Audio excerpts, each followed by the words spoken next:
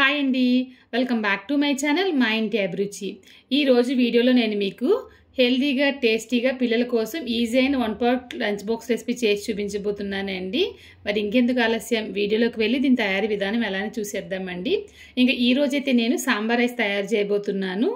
Taste అయితే చాలా బాగుంటుందండి. ఇంక దానికోసం అయితే 1 కప్పు బియ్యం తీసుకున్నాను, 1/2 కప్పు పచ్చిశనగపప్పు, 1/2 కప్పు పెసరపప్పు తీసుకుంటున్నానండి. మీరు ఏ కప్పు తీసుకుంటారో ఆ కప్పును బట్టి కొలుచుకోండి. ఒకసారి బాగా కలిపేసి 2-3 సార్లు కడిగేసి నీళ్ళు వేసి నానబెట్టాలి. ఒక 4 కప్పులు నీళ్ళు అయితే వేసేసి పక్కన పెట్టేసాను. నానుతూ ఉంటుంది అనమాట. నానితేనే బియ్యం కానివ్వండి పప్పు కానీ త్వరగా ఉడుకుతుంది. కొంచెంగా చింతపండు రసం తీసి పక్కన పెట్టేశాను. ఇంక నేను ఈరోజు ఈ సాంబార్ రైస్ ఎందుకు తయారు చేయబోతున్నానంటే అగేరో వారి ఎలక్ట్రికల్ రీగల్ రైస్ కుక్కర్లో తయారు చేయబోతున్నానండి. ఇది నేను అమెజాన్ తీసుకున్నాను. అమెజాన్ లింక్ వచ్చేసి డిస్క్రిప్షన్లో ఇస్తాను. మీకు ఎవరికైనా కావాలనుకుంటే ఒకసారి చెక్ చేయండి. ఇంకా దాంట్లో ఇచ్చిన ప్యాన్లో ఆయిల్ వేసి పోపు దినుసులు వేసి అవి బాగా వేపాలండి. వేగిన తర్వాత నేనైతే ములక్కాడ ముక్కలు, టమాటో, క్యారెట్, బీన్స్, ఉల్లిపాయ, పచ్చిమిర్చి, వంకాయ ముక్కలు అయితే తీసుకున్నానండి. మీకు కావాల్సిన కూరగాయ ముక్కలు యాడ్ చేసుకోవచ్చు. కొంచెంగా సాల్ట్ వేసి బాగా కలిపేసి క్లోజ్ చేసి ఒక 2-3 నిమిషాలు అలా వదిలేయండి. కూరగాయ ముక్కలు కొంచెం వేగితే చాలండి, ఎక్కువగా వేగాల్సిన అవసరం లేదు. ఇంకా ఉడికిన తర్వాత బాగా మెత్తగా అయిపోతాయి అన్నమాట. ఒకసారి బాగా వేపిన తర్వాత ఇప్పుడు దీంట్లో కారం, పసుపు, ఇంగువ వేస్తున్నానండి. నేను ఇంట్లో తయారు చేసిన తమిళనాడు కారం వేస్తున్నాను. దానికి బదులుగా మీరు సాంబార్ పౌడర్ కూడా వేసుకోవచ్చు. వేసిన తర్వాత ఒకసారి బాగా ఫ్రై చేయాలి. కారంలో ఉండే పచ్చివాసన పోయే వరకు వేపిన తర్వాత ఇందులో నేను 1 కప్పు చింతపండు రసం అయితే వేస్తున్నానండి. మరీ చిక్కగా కాకుండా అలానే పలచగా కాకుండా ఈ రైస్కి సరిపడేలాగా నేను జ్యూస్ అయితే తీసాను అనమాట. ఇందులో అయితే వేస్తున్నాను. తర్వాత 1 కప్పు వాటర్ అయితే వేస్తున్నానండి.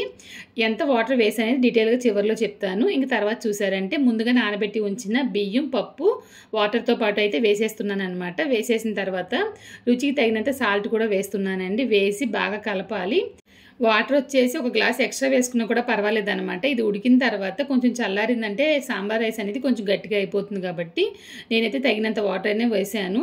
వేసి కలిపేసిన తర్వాత మూత పెట్టేసి ఒక 5-8 నిమిషాలు వదిలేసానండి. ఈ కుక్కర్లో ఏంటంటే కుక్ అయిపోయిన తర్వాత మనకి ఆటోమేటిక్గా ఆఫ్ అయిపోతుంది. ఇంకా చాలా పర్ఫెక్ట్గా అయితే మనకి సాంబార్ రైస్ తయారైపోయిందండి. ఈ కూరగాయ ముక్కలు కూడా చాలా పర్ఫెక్ట్గా ఉడికాయి అనమాట. ఇప్పుడు దీంట్లో ముఖ్యంగా యాడ్ చేయాల్సింది ఏంటంటే గీ వేయాలండి. నెయ్యి ఒక 1 టేబుల్ స్పూన్ వేసాను, కొంచెంగా బెల్లం వేసాను, కొంచెంగా కొత్తిమీర వేసాను.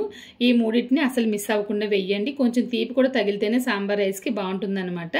వేసిన తర్వాత బాగా కలిపేసానండి. అంతేనండి, ఎంతో టేస్టీగా 1 పాట్ రెసిపీ, పిల్లల లంచ్ బాక్స్లోకి హెల్దీ అయిన రెసిపీ సాంబార్ రైస్ తయారైపోయింది.